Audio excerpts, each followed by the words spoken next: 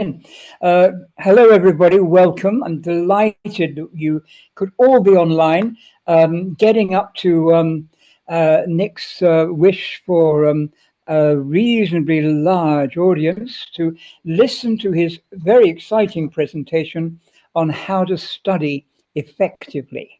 Something we all need. Okay. All right. Nick and I haven't met person to person yet because we've been really dealing with each other online. But he is, as you know, a very experienced writer, author, and worker in the area of language learning and teaching and teacher training as well, and has been active in ELT for many, many years, indeed, as I think we all have now. And it's great that actually you're here, Nick, and had the opportunity. I do remember that when I came online at the end of the conference, which you lectured at, I do remember the very interesting ending of your presentation, which was very well received by everybody. And I'm sure that today will be exactly the same. So what we're going to do, Nick, is run for the presentation. And then after that, we'll have a Q&A session. And then I'll be able to make a couple of mentions. One thing I would like to say thank you for is you've contributed a wonderful article and a couple of really interesting teachers' tips to our forthcoming ICC journal, which will be published next week. Thank you so much for your kind words. Nick, with that, and my strong attempts not to mention your family name and get it wrong, Yasu, and go ahead. Thank you so much, Barry. Thank you for your kind words. Okay. Hello, everyone. First of all, can you hear me? If you can, please say yes. Yes. Okay. Yeah. Okay. Good. That's good.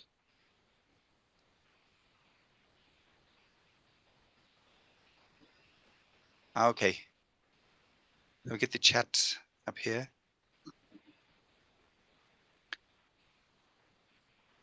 All right, I'll have to mute everyone so we don't have interference with the sound.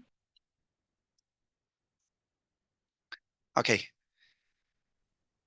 And without further ado, let's start. So, hello everyone. Thank you once again for being here today. Now, my name is Nick, and today we'll be talking about how to study effectively. But before we start, I would like to start with a little story. And it's a story about, it's a story about a lumberjack. So there was this lumberjack, you see, right? And he was very good. He was young and he was strong and he was very effective. He cut down 50 trees in a day. But one day another lumberjack joined the group. Yeah. And he was even younger and he was even more effective than the first one. Okay. He could cut down 80 trees in a day. So the first guy thought, no, I can't have this. So I'm the best one here, right? So he redoubled his effort. He worked very hard and he managed to cut down 100 trees the next day. But the second guy, he still outdid him. He cut down 150 trees. So the first guy thought, okay, I've got to meet this guy and see how he does it. So you went up to him and he found him the next day. There he was, sitting on a tree stump. And the first guy said, I cannot believe this. You are the best one here. You cut down 150 trees yesterday. And here you are taking a break. And the other guy said, oh no, I'm not taking a break. I'm sharpening my axe. So there is a moral to this story. And this is the idea. The idea is that when we think about getting better, how can I get better? Most of us, our students included, they think that, oh, I have to work harder. I have to study for more hours and so on. It's not like that at all. Perhaps what we need to do is become more efficient. And this is the topic of today's talk. This is what we'll be looking at, right? So for the rest of the talk, I want you to imagine that you are learners. And I'm going to try to answer one question.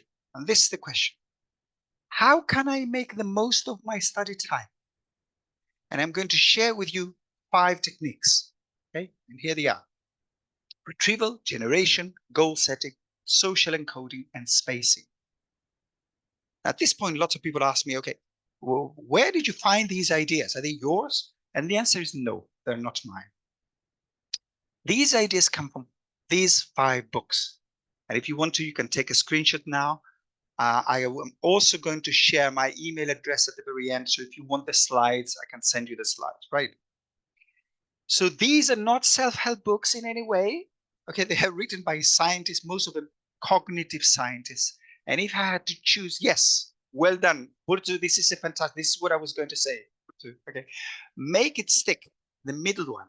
As if you have to start to choose to pick one, pick the middle one, make it stick. Brown, Rodiger, McDaniel, Harvard University Press, you cannot go wrong. Okay, another great one is the one on the right by Daniel Willingham. Why don't students like school? Okay, the title is a bit silly, but the book is fantastic. Okay, I strongly recommend it. Okay, so let's get started then. The first strategy is retrieval. Retrieval is the queen of learning strategies. What is retrieval? Retrieval is recalling, remembering things. Now, most of us think that the best way to learn things is to try to put things inside our head. But it turns out that the best way is the opposite, to try to get things out of our heads. Consider this study. Hello, Irina. Okay. Oh, I hope everybody else can hear me. Yeah, no problem. Okay. So let me tell you about this study, right? This is what they did. So they had 2 groups, and they gave everybody some short text about different topics, about animals and the solar system and the global warming, things like that. So they had to study these texts for about half an hour. And then they took away those texts.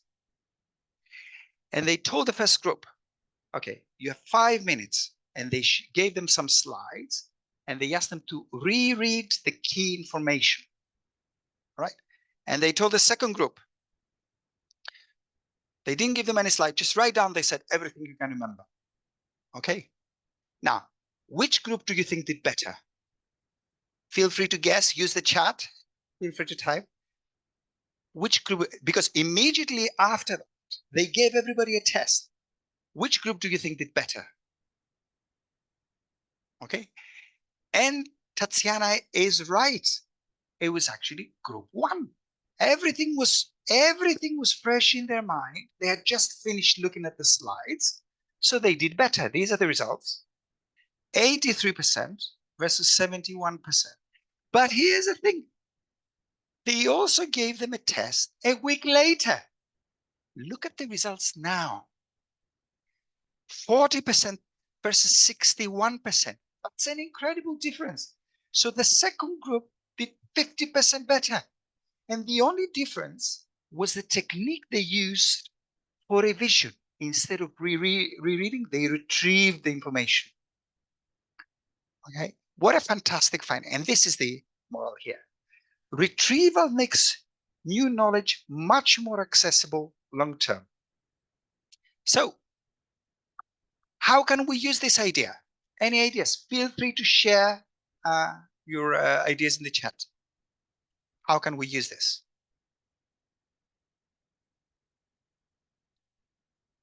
Clearly, when revising vocabulary, one thing we're going to use retrieval techniques, right?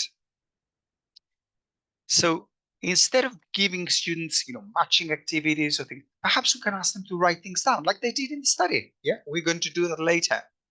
That's right. Get people to retell what they have just read. Get them to retrieve functional expressions, perhaps, for giving advice. How about doing this? Why don't we, what about, or indeed getting them to retrieve learning strategies. So getting them to think about ways of studying better. Okay. I want to illustrate each of these ideas with one specific technique. Here's the first one, cued retrieval. Now, as we said, retrieval is the main idea, right? There are different ways of retrieving information. One is what they did in the, you remember in the study, we call these brain dumps. Just write down everything we can remember. But there are other ways as well. Cued retrieval. Find some collocations your students have already studied. Delete one of the 2 parts. And students have to come up with a complete collocation, right? You can also do the same thing with proverbs, right? You taught your students some proverbs. You can give them a word and ask them to hold the whole thing, right? Smoke. Right. There's no smoke without fire. Company. Yeah. 2 is company, 3 is a crowd, right? Or as a little kid wrote once, the Musketeers. It's also a good idea if they can come up with an example sentence in each case. Now, as I said, I'm going to give you some examples here of collocations. All the examples we're going to do, all the vocabulary has to do with the world of work, right? Code retrieval. So here are some collocations. So I'll do the first one for you. For the rest, please use the chat. So the first one, remember, those collocations have to do with the world of work. Staff member. What about the second one? Feel free to use your keyboard. A minimum. Well done. Minimum wage. Good. Next one. This is a very task. An adjective. A very hard. Another one. A synonym. Difficult. Another one. Got a challenging task. Very good. Okay. He's highly for the job. Highly what? Highly skilled. Another one. Another one. Looking at his CV. Qualified. Very good, Peggy. Okay. All right. I don't want to work for anyone. I've decided to my own business, like start a business. A phrasal verb.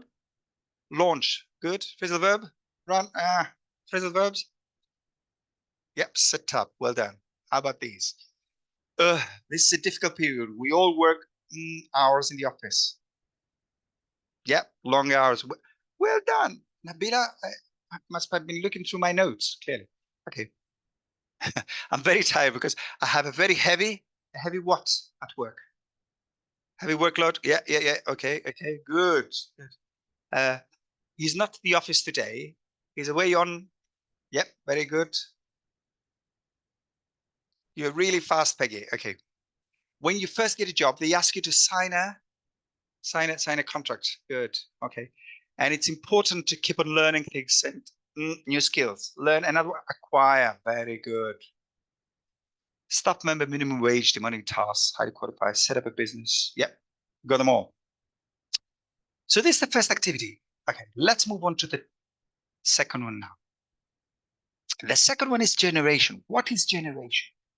Generation is trying to do something that you haven't been taught how to do. Now, think about what we do when we want to show our students how to write an email. I'll tell you what we do. We show them a model and we tell them, okay, this is how you begin, this is how you finish. So research suggests we should be doing it the other way around. So you tell your students, okay, write an email. We don't know how to write an email. Never mind, write one. So they're going to write something which is going to be a bit of a mess. And then you show them the model. And then they can experience the aha. All right, that's how you begin. Okay, that's what you put at the end. Good. It's this aha moment that makes a difference. Consider this study. In this study, once again, there were 2 groups of people, and they gave them word pairs of words which were semantically related. For example, whale, mammal. I hope you know that. Okay. Pencil, write. Yeah, it was somehow related semantically. So with the first group, what they did, they would give them a pair, and you have 13 seconds to try to memorize it. But with the second group, they did things differently. They would give them the first word and say, okay, can you guess what the second one is? So people went, huge, no, whale, killer whale, no, whale, sea. And they said, no, it's mammal actually. Okay, good. And then they would give them the word pencil. Pencil, I don't know, pen, pencil, school, point. No, it's actually right. So they had 8 seconds to guess the word and 5 seconds to study the pair.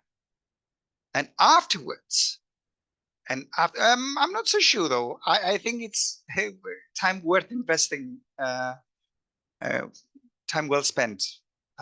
Now, after that, they gave everybody a test.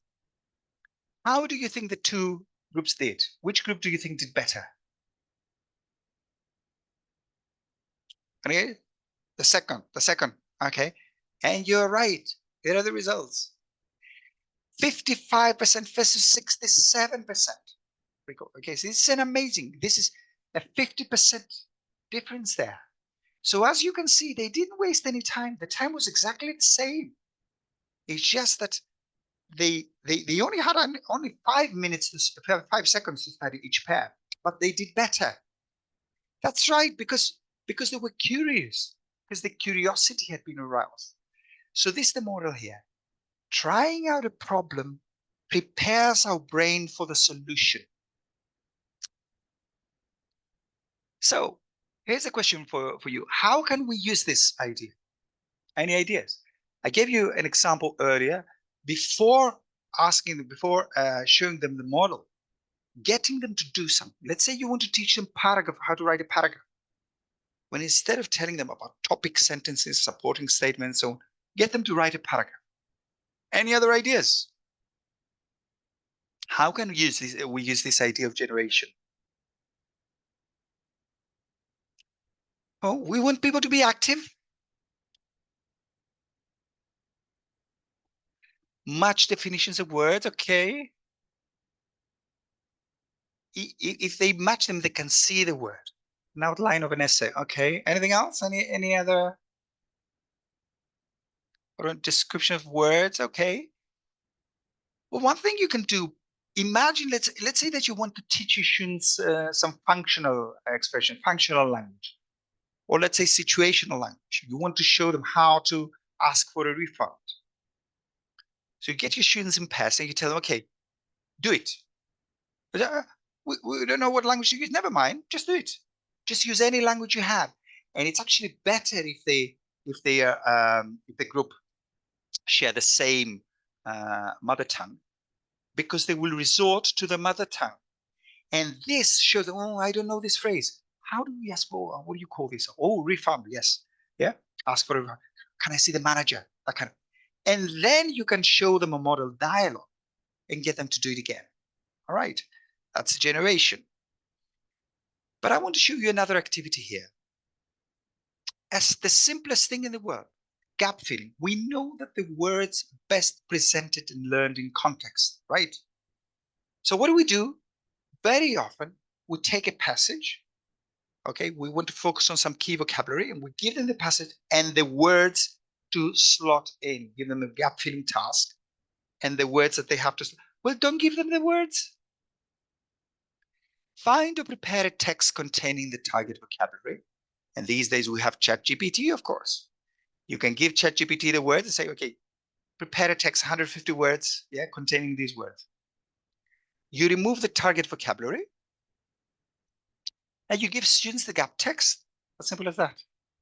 Without showing them the words. Students try out the activity, and then you present the target vocabulary. Now, the problem with you, of course, is that the vast majority of you are teachers, so you know these words I'm going to show you now. But still, I want you to imagine, use your imagination. Imagine that you are learners. Some of us, like myself, we have to cast our mind way back, to when we were, I don't know, 10, 15-year-old. Okay, let's see. So imagine you're learners. You don't know these words, right? 1, 2, 3, 4, 5, 6, 7, 8, 9, 10. Now, I'm going to read out the text. Feel free to write a number in the chat box along with a missing word. I'm going to do the first one for you. 2 years ago, I got a new job. It was quite challenging, but it had good for the future. Good what? Number 1? Good prospects. Well done. Yeah. I would have done this myself, but I knew that Peggy would come up with this. Okay, good opportunity. Yeah, prospects there. It was mostly beep work, you know, files, answering the phones, etc. What do you call this kind of work? Yeah, paperwork. Another one. Admin work. Another one. Okay. Admin. That's a new one on me. Okay. Secretary. Okay. Clerical. Well done. But I worked hard. I always managed to reach and even exceed my set to me by my manager. Well, I expect another one. with your manager, you discuss we don't have this in English language because you're tiring. Okay. Oh, targets. Okay. All right. Yes. Or goals, right? As a reward, I was given a higher position. I was number 4, promoted. Well done. Yeah. I was delighted. I was quickly transferred to a different, from the sales beep to the department. Well done, Maria. Okay, but position. Yeah, I was thinking of department actually. Then things started going wrong. 2 of my were fired. 2 of my job is saying, okay. Okay, colleagues, yes, were fired for poor they didn't beat well, for poor, what's the word? Poor results. Very good performance. Yeah. Then there was a crisis and 10 more people were made. They were made what? Redundant. Well done. Yes. Now I didn't want to be out of work, so I decided to look elsewhere. I beat for a job. That's easy. Very easy. Number 9, I applied for a job and I was assistant director. What about the last one? I was, well, you wouldn't say I was hired assistant director. What about number 10? I was made, appointed. Very good. Excellent. I'm pretty sure they've been going through my notes. I can't believe you're so good. Okay. Well done. All right. So that's the idea, right? You get your students to try this, and of course, they will not know the words in English, but they'll come up perhaps with the words in their own language. And they say, oh, right, that's what we say. That's how we say praoyi. Yeah, okay, good. I have to use Greek. Apologies. All right. So here are the missing words. You got them all. All right. Once again, if anybody wants these slides, can send me an email and I'll be happy to share them with you. So the next one, goal setting. Goal setting is self-explanatory, right? Let's see. Yeah. Think about how our students study. What do they do when they sit down? Let's say they want to do a listening activity with 10 questions. Oh, I'll sit down and do the activity. Do they set themselves a goal? And the answer is no, they don't. They just sit down and do the activities and they try to answer the questions. But perhaps they should have done. Consider this. I'm sure most of you will have heard of the New York Marathon. It's one of the most famous races. And in one such event, 390 people managed to finish the race in just over 1 hour, 4 hours, 1 minute. 390 people. Now, here's a question for you. In the same race, how many people finished in slightly less time? 3 hours and 59 minutes. Over to you. Well, it's a little faster, right? So you would expect perhaps maybe 360, 350 people, perhaps. Come on, have a guess. Have a guess. How many people do you think finished in slightly less time? Okay. Not much guessing going on. 350. Somebody. Well, if I wanted to Google it. Yeah, no Googling, no Googling, no help. All the rest? No. You would expect fewer people, right? Here's the answer. 500 people. How is this possible? How is this possible that more people finish in slightly less time? I'll tell you. This is how it works. So let's say you train for such an event, the New York Marathon. Now, you do it regularly and you know that your time is approximately 4.5 hours or approximately 5 hours. On the day, there are professional athletes, yeah, people who have done it hundreds of times, and they pace themselves. The professional athletes, they can run fast, but they run at a certain pace, and they know they've done it again and again. They know it's going to take them 5 hours because they run slowly. The professional, these guys, they walk around with a little thing on the back and it says 5 hours. And there are other guys who walk around with something on the t-shirt which says 4.5 hours or 4 hours. Now, if I know that my time is approximately 5 hours, what I do is I find this guy with 5 hours in the back of his t-shirt, and I run behind them. Yeah, so they set the pace, and I just follow them. And then when I get close to the finishing line, because I want to tell my friend Barry that I actually managed to finish before 5 hours, a little in less than 5 hours, I overtake the guy and I run a bit faster towards the end. So I managed to finish a minute before. That's what happened there. These guys were following the guy with the 4 hours on the back of his t-shirt, and that's why they did it. But they had a goal. So the scientists, they wanted to test this. Does this actually work? Is it so? Can it help? Does it help simply setting yourself a goal? So they did it in another marathon event. So they worked with marathon runners. Here was a study. 200 people, group A, 100 people, group B, another 100 people. So the group one was the control group. They didn't tell them anything. With the second group, they told them, pick a goal and write it down. It doesn't matter. Your goal can be 5 hours or 6 hours or 4.5. Just pick a goal, write it down. And then they compared the average time of the two groups. Here's the result. The second group, on average, they run 7 minutes faster. It's unbelievable. They didn't train any differently. Yeah, they run 7 minutes faster simply because they picked a goal and written it down. The point is, if you do this, you push yourself just a little bit harder, 10% harder. Imagine if our students did that every time they sat down to study. So this is the moral here. Simply setting a goal when you sit down to study, simply setting yourself a goal can lead to better results. So how can we use this? Over to you. Any ideas? I'm a student. I sit down to practice my English. I want to practice reading or listening. Think about what I told you about that listening activity. So let's say I'm going to listen to the track and there are 10 questions. Before starting the listen task, I write myself, okay, I want to get 7 out of 10 right. And it doesn't matter if you hit your target or not. What matters is you have a goal. Include learning targets, goal one learning. That's right.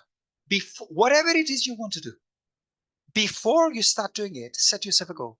Have the students learn how long it'll take them to achieve the next level. Very good. And right, you're right, Milcha. Sorry, I don't know whether I'm pronouncing your name correctly.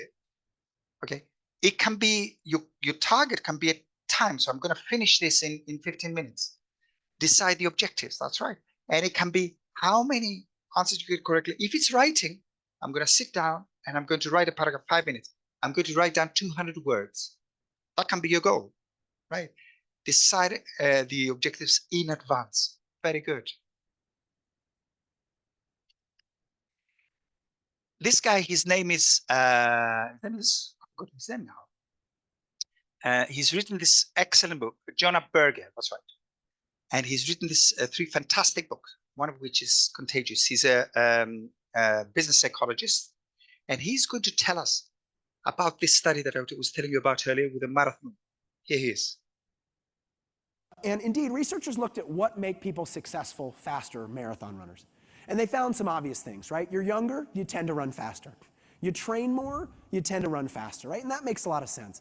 But they wondered if there was an easier way to run faster. Could we sort of take advantage of some of the psychology, behavioral science that's out there today and get people to run faster? And so they looked at hundreds of races, they looked at tens of thousands of participants, and they tried to figure out what made some people run faster rather than others. And they found a simple trick that led people to run 7 minutes faster. Now, you might not think, by the way, that 7 minutes faster is a huge deal, right? You might say, oh, 7 minutes, what's that? It's nothing. 7 minutes is equally, in terms of making you faster, is about the same as rather than training 35 miles a week, training 40 miles a week. Training that much more would make you run 7 minutes faster. So 7 minutes is not trivial, right? In fact, in terms of age, 7 minutes faster is equivalent to being around this age, and instead of being this, being more like that age. Okay, not exactly, but it's about burning 10 years off the clock, right? Being 10 years younger than you would otherwise. What was that secret that made people run 7 minutes faster? picking a goal and writing it down. They found that marathoners ahead of time, they split the group in half. They asked one group to pick a goal for the marathon and write that goal down. And the second group, they already had goals. Many of them had goals. They didn't just write them down. They found that merely picking a goal and writing that goal down led people to run 7 minutes faster. And what an amazing discovery. It's so simple. And nobody does it, in my experience, none of my students. Yeah. So you're sitting down, do some writing or speaking.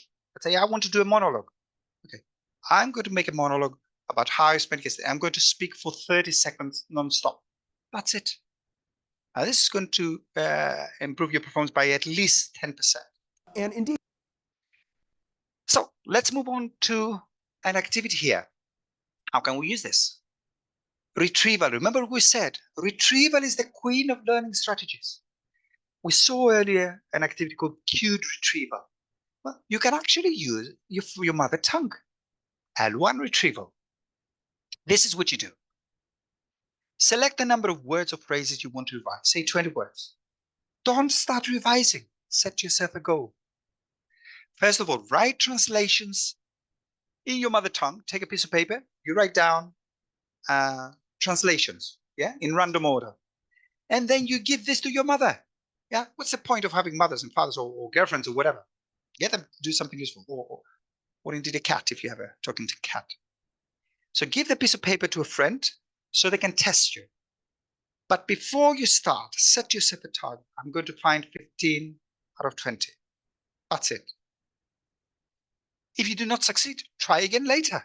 You can adjust the goal accordingly. Now, unfortunately, you come from various places from all over the world. So yeah, I don't know your mother tongue. So we're going to try this with using English explanations. So let's see. I'm going to give you explanations, but I'm going to translate for those of you who are Greek. I'm going to use Greek translations. I'm going to give you the explanations of 10 words. How many are you going to get? Write down. Let's say 8 out of 10. Yeah, 8 out of 10 is reasonable enough. Okay, come on, your teachers should get 12 out of 10. Okay, let's do this. I'm a retrieval now. I can see. Okay. I can't. Yeah. To fire somebody. Apolio. Yeah. Over to you. Feel free to write down the word in English in the chat. Fire. Apolio. Good try though, Stephanie.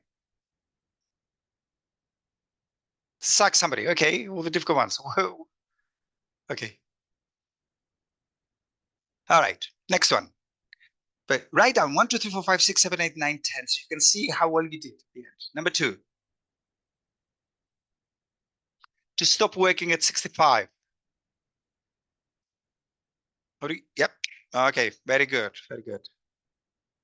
Number 3. Trouble is I cannot see the whole screen. Yeah.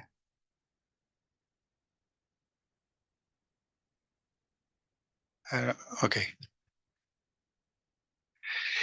I think he's good enough for the job. So I would be happy to. No. It's sinister. I would happy to for the job. I think he's good. Imagine you're a third party telling somebody, recommend, well done. Okay, next one. Another word for the word CV, biográfico. Come on. Okay. Yeah. Well done, Stephanie. Well done. Okay. Next one. The money you get at the end of the month, which is never enough.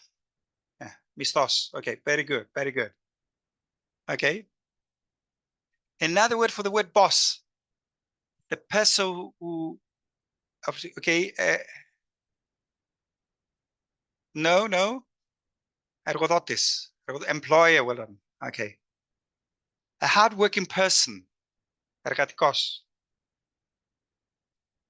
Chief. That's a good one. Okay. Well done, Julie. Okay. Well done, Julie. Nice to see you here. To work with others. Yeah, that's easy. Συνεργάζομαι. Yeah, cooperate. Another one. Okay, collaborate. Very good. Okay. To leave your job. I didn't like my job, so I left para tumor. Quit, another one. Okay, last one, to work longer hours per year. So we had too much work at the office, so they asked me to work. Okay, well done. Excellent. So how many did you get? Here are the words. Did you get 8 out of 10?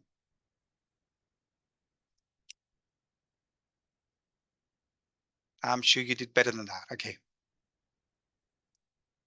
If you got 12 out of 10, you've been doing a different task. Okay, next one. 5, come on, Peggy. No way. All right, all right. So let's move on.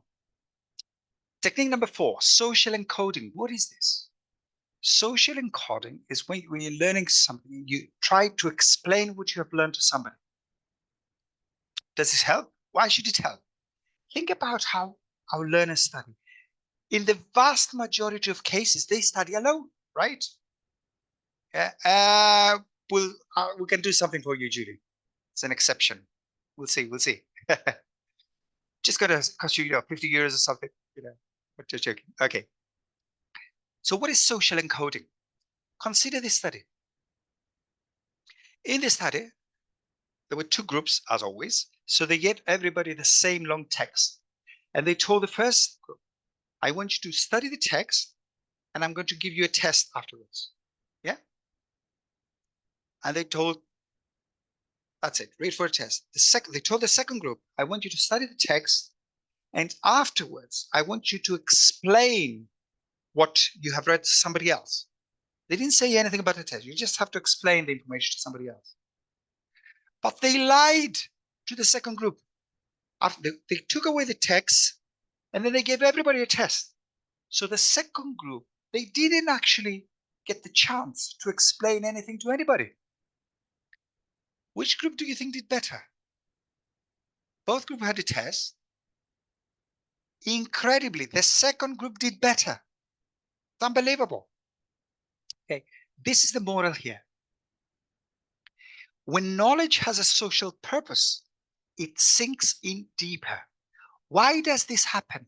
Well, they actually did the same study again, and this time they had the people hooked up in fMRI machines.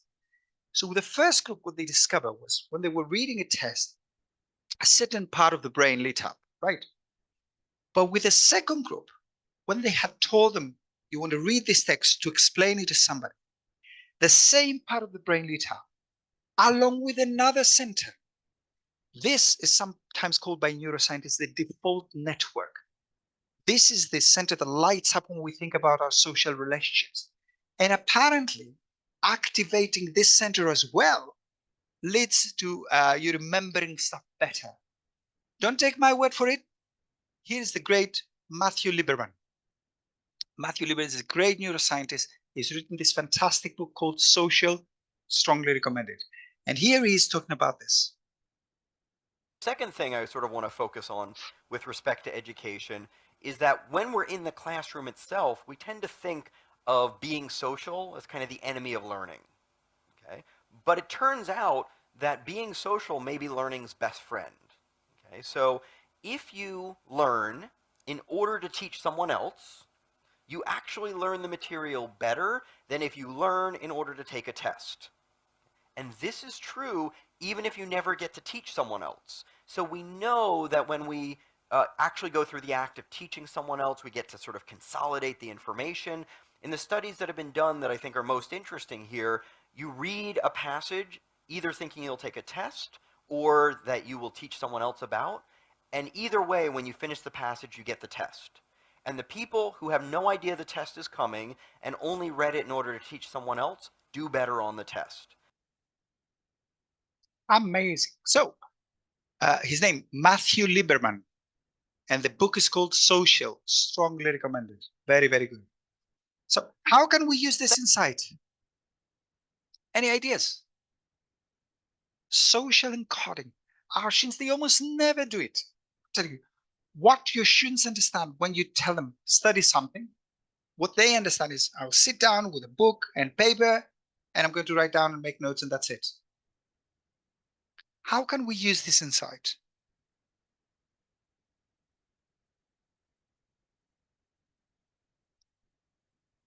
Feel free to use the chat. For me, there's one obvious answer, and that is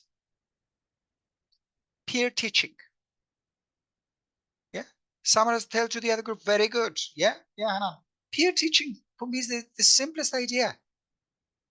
Get students to study something, perhaps in advance, and get them to teach a group. Assign a student to be the role of the teacher. That's right. Communication activities, you involve them in using the language, but we want them to actually teach students. And something else, by the way, self-teaching. Yeah, this actually does work if you speak to the mirror, because you're treating your image as somebody else. Yeah, indeed, you can activate this thing if you talk to yourself. It does work. But the simplest way is to get students to teach the peers, right? So you can divide up the vocabulary, get the students in groups of 4, and you can tell them in advance, yeah, flipped classroom and all that, right? You study these 10 words, and I want you to explain them to your friends. You said the other 10 words, better collocations or phrases, and then they can get together and pull what they have learned.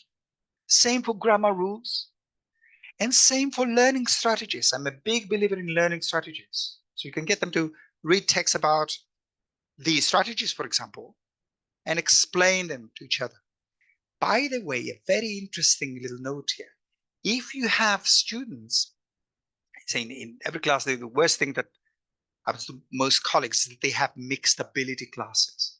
So very often you have stronger students and weaker students.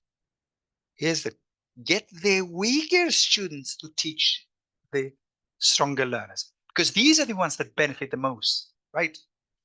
Okay, that's right. Excellent, Ganana, right? Activities in which students can make presentations, different topics, vocabulary, everything. Very good. Here's one of my favorite activities. It's called half a crossword. I don't know if you're familiar with it. It's very easy. Decide on the words you want to focus on. Google half a crossword. It's a free tool that you can use online. Prepare to half crossword with the target items. You just enter the words. The software automatically prepares half crossword. I'm going to show them to you in a minute.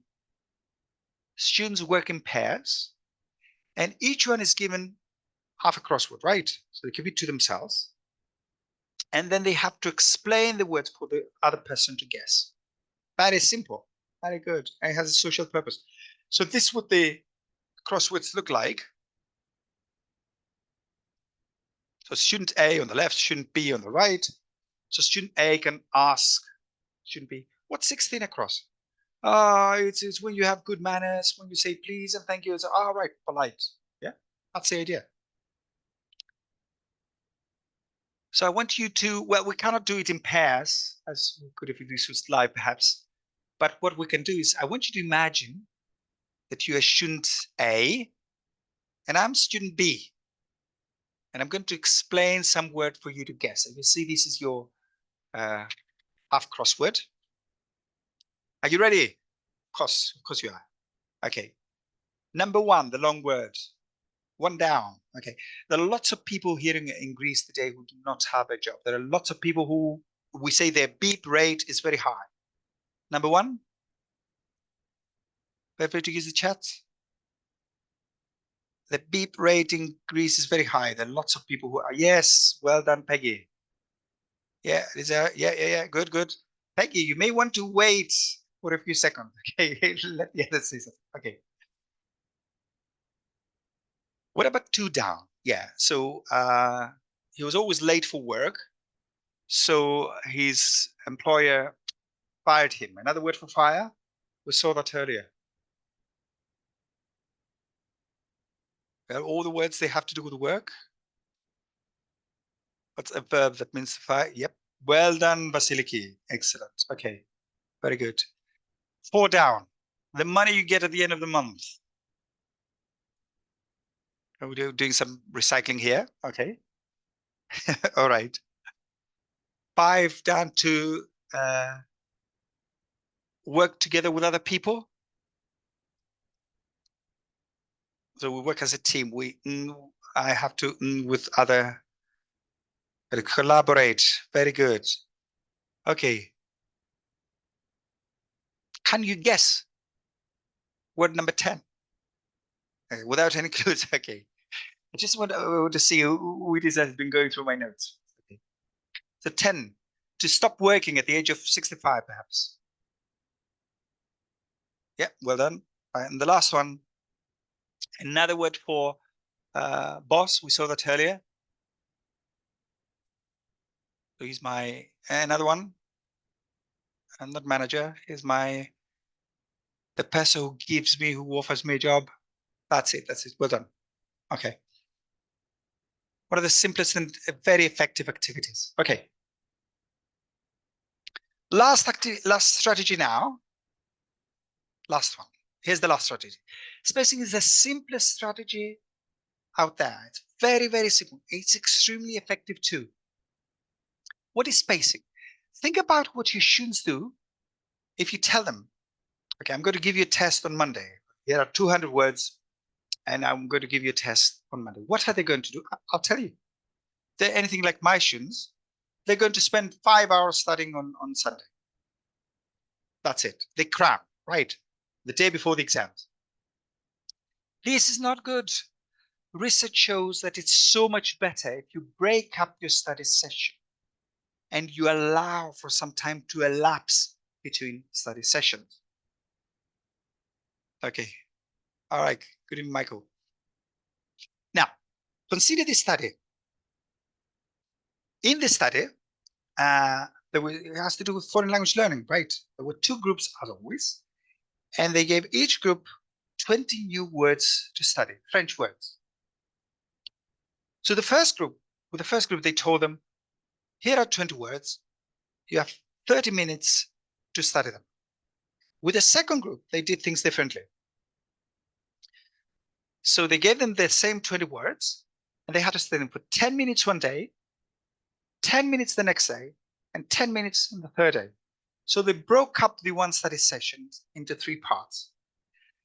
And immediately afterwards, so after the first group had finished, and after the second group had finished their third session, they gave everybody a test. Which group do you think did better? A second? Is the wrong answer. They did equally well. Everything was fresh in their minds. Yeah, they both groups had just finished studying the word. Immediately afterwards, both groups got 16 out of 20. And yes, you guessed correctly, there is a but. But they also gave them a test a week later. Look at the result. Yeah. Nearly 40, but the second group did 40% better. So the first group got 11 out of 20, and the second group got 15 out of 20, with no extra studying whatsoever. This is what our students want. This is the silver bullet. So I want to learn more without studying more. This is what we mean. We would say effectiveness. Incredibly, now think about this. Researchers have found that if you want to remember something, you have to allow for some forgetting to take place. When you're studying continuously for 3 hours, it's like you're working out in the gym. You're doing this. Okay, you say, oh, look how many repetitions. You're not doing anything. Okay, it's all too easy. But when you allow for some time to elapse, then when you allow for this, the words, they sink deep down in your memory. You have to drag them up. Now you're doing this. That's effortful. It's this effort that makes the difference. Yeah. Surprisingly, to remember, you have to forget first. Forget to remember. Spacing out practice sessions can greatly improve performance at no extra cost in terms of time or effort. Okay. All right. So what can we do here? Well, remember what I told you, the queen of strategies is retrieval. Remember what they did in the first study? Brain dumps. That's right. This is what we're going to do now. This is the simplest thing that our students could be doing, and they don't. Study the vocabulary you want to learn. Allow a few hours to elapse, and then write down as many of the items as you can remember. Simplest thing in the world. Now, I want you to try it out. I promise you, this is the last thing I'm going to ask you to do, right? And then see how well you have done and focus on the items you have left out. Oh, yes, it's a good idea to set yourself a goal before you do that. Okay? Repeat the following day. So this is what we're going to do now. Now, we can't do it, we can't do the spacing bit. But what I'm going to do is I'm going to show you 20 words that we've been looking at during this session, yeah, for a few seconds. And then I'm going to remove them. And I want you to write down as many as you can remember. Okay? Now, no cheating now. Yes, no screenshots or anything. Just look at these 20 words. I'm going to allow you about 1 minute to look at them. They all have to do with work. Think about people, think about time, think about money, think about the future.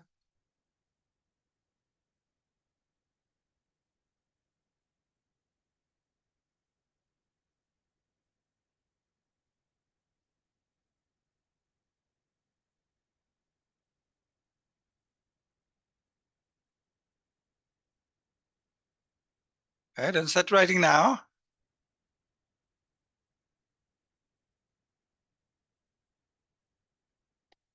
Okay.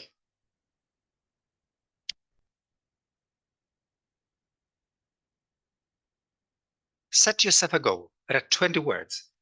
Write down on a piece of paper. How many words do you think you're going to find? I hope I'm going to get 12. It's not easy, even though everything is fresh in your mind. Now, use pen and paper. I want you to write down, not in the chat, on a piece of paper. Write down as many words as you can remember. And at the end, I want you to give me the number, how many you managed to find. Okay, let's do that. How much time do you have? 45 seconds. Enjoy.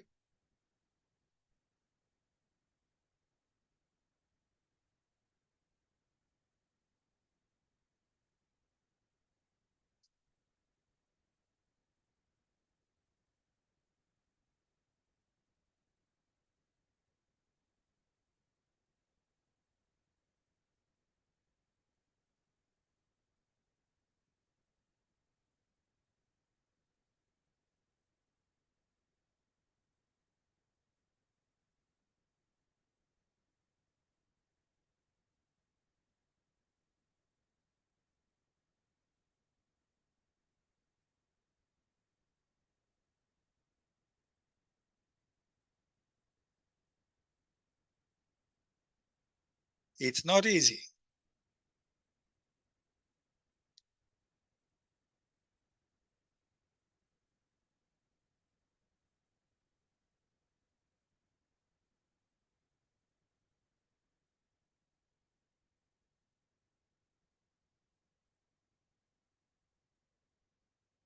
Okay. Now, count how many words have you found?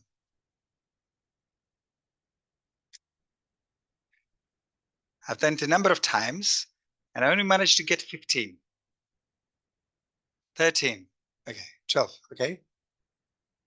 So it's not easy, is it? Okay. You can imagine how much harder it's going to be if we had allowed for 2 hours. But if you were to do it twice or 3 times, or 4 times, you see a great improvement. All right. Here are the, damn, I didn't write this. Okay, okay.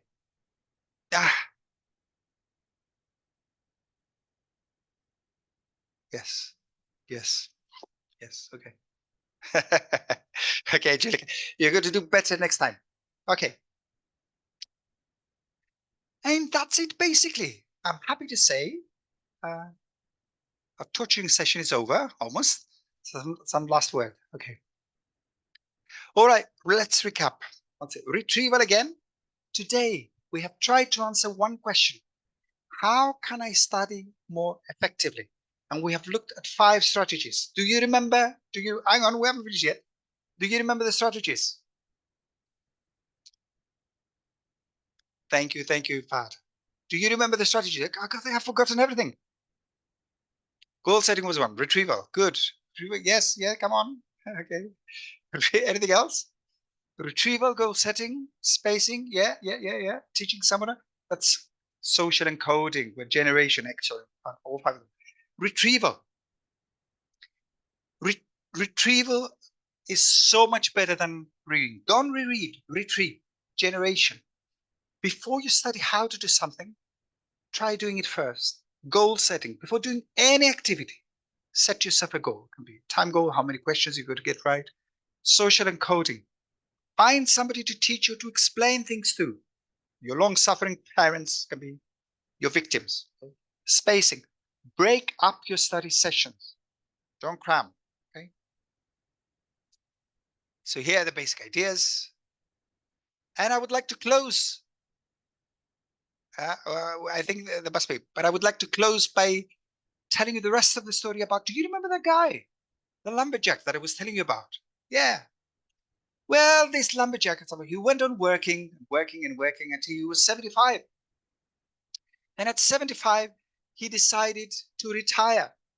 Did I tell you he was Greek? Well, he was Greek. So he came back to Greece and he submitted his documents, and they told him, okay, so you've been working for 55 years. Okay, so your pension is going to be 300 a month. So what? 300 euros a month? How can I possibly live on 300 a month? So he was so fed up, he left. He went to Canada. So he went to Canada. He had to start working again at the age of 75. He didn't know how to do anything. The only thing he had ever done in his life was cut down trees. So he applied for a job at a logging company, and they invited him for an interview. So the guy there, the foreman there, he looked him up and down. He was old, he was small, he was scrawny. He said, I'm so good at, you're not exactly the kind of person that we had in mind. And he asked him, do you have any experience? I said, yeah. She said, yeah. I have cut down thousands of trees in the Sahara Desert. I said, what? Said the foreman. But there are no trees in the Sahara Desert. No, said the old man. Not now. Okay. Hope you enjoyed this session. Thank you very much. Thank you, guys. Okay. Thank you so much. Thank you. Okay, really exciting session. We're almost on time, so let's just open the floor to, we can take a couple of questions if anybody's got ones they'd like to present. Thank you guys for your kind words. By the way, if you, just a couple of words, I've given a longer version of this talk, which is available on YouTube. It was an Oxford University Press event. So you can take a picture of this. This is the link, right? And if you would like the slides, please send me an email. I'm going to send them to Barry and to the ICC so they can send them to you as well. So any questions? I'll be happy to answer any questions you may have. Okay. If anybody's got anything they'd like to ask. All right. I'm just looking. I'm not seeing anything in the chat at the moment, Nick, but I've got one thing I'd like to ask very quickly. Oh, it's lovely. Yasmin has come up with Efaristopoli, when I would agree with that entirely. Okay. Thank you very much. But the key question for me is, I'm working with business. They're learning, English. They're having to deal with contracts and things like this, legal English, if you like. And I can see how this method is going to really get them interested intellectually in the process. Is it going to give them the results of the knowledge they need when they're having to negotiate their next business deal? Okay, so can you say that again, please? Because my sound is not very good. Very simple. Basically, I'm going to be intellectually excited in this activity, and I'm going to find it very good to do. But is it really going to help me in building my negotiation skills when I go into my next business deal with my British bank colleagues? Yes. Okay. So you still have to practice. Okay. So there are two different things. Yeah. So learning things and remembering things. So if you want to remember, for example, vocabulary and phrases, there are two different kinds of knowledge. So it's knowledge that you have to have. For example, you have to have the to know the vocabulary and the phrases in order to be able to conduct negotiation. But there is also procedural knowledge, a bit like driving a car. So this cannot help you there. You still need to practice. Okay. Yes. But obviously, in order to practice, it's a good thing to have those things at your fingertips. For example, when our students are writing, I notice they are struggling sometimes to remember. I've often observed them writing during a public examination, and they have trouble coming up with some phrase, some connectors they need to use in order to begin a paragraph. See? Mm-hmm. So, but I agree with you. They still have to practice, obviously. Yeah. So if we can do that. Well, I can see that we do need to close the Q&A there and make a couple of quick announcements before we go back offline. So Nick, thanks again very, very much. And I'm sure that we'll be in touch again very, very soon. Okay. Thank you so much, Barry. Thank you for your kind words. Thank you, everyone. And thank you to everyone who's here today. Okay. And before